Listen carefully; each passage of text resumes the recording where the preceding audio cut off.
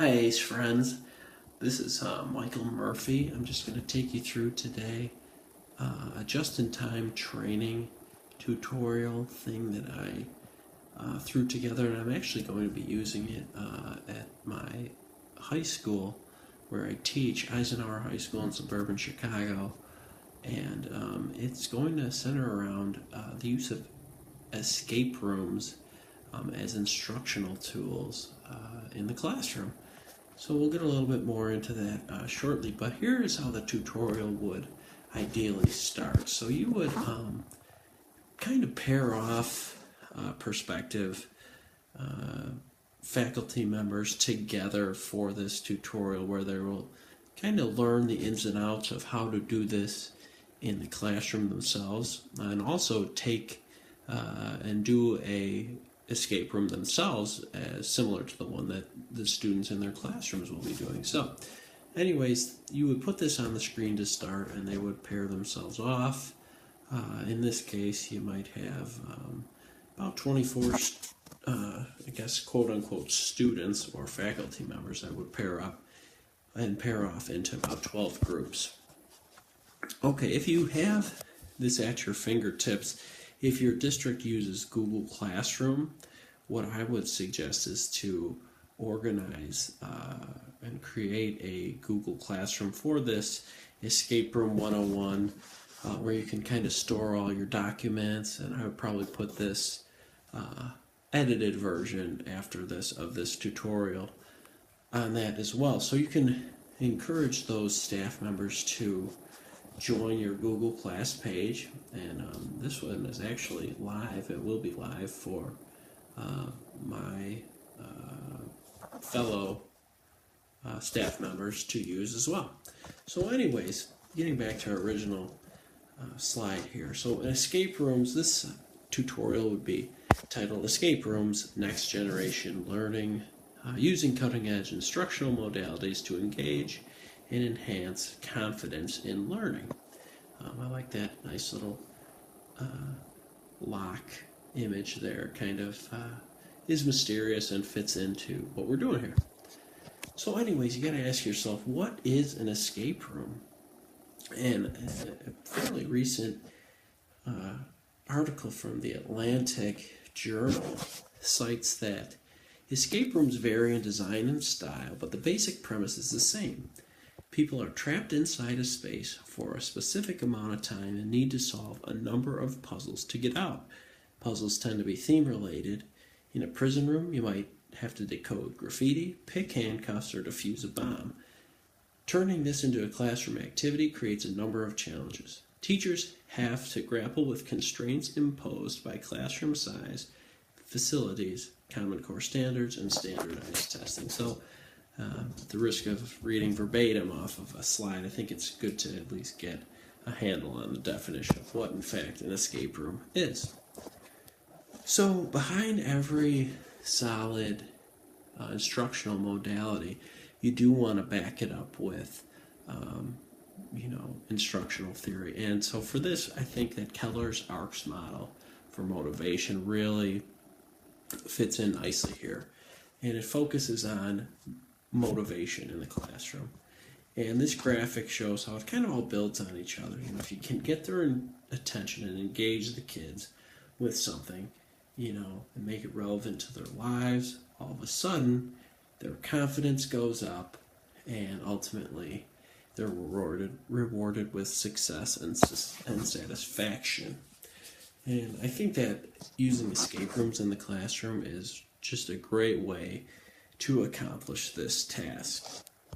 Okay, so you got to start with some essential questions. So you would tell your faculty members, all right, well, here's the essential questions you would post for your students. All right, today, you gotta love that, students will be able to language.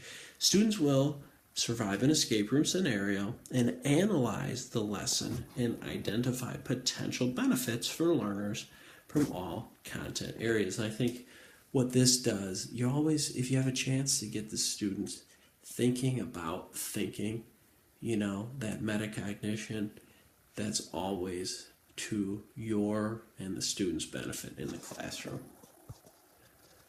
Okay, so this is at this point in the tutorial, the JIT training, okay, you would get started. You'd provide the link to the Crimson Room escape room, digital escape room scenario, which that link will be provided later.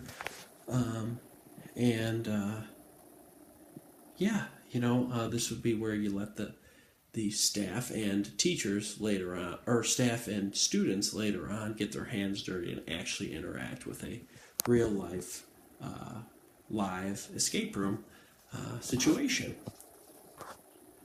So after they conclude the escape room, this will be probably anywhere between 15-20 minutes later, I would have them participate in a Poll Everywhere survey, which Poll Everywhere is an app if you're not familiar with, and I would provide that with for my faculty members and also my students, and they would join the room, and we kind of survey them on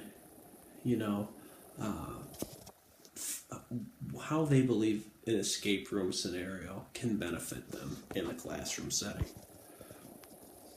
So I would also mention, because this is actually true, I'm currently working in coordination with the Jules Knapp Entrepreneurship Center at the Illinois Institute of Technology to take this escape room pedagogy and instructional model to the next level and try and incorporate it into innovative SAT and ACT prep.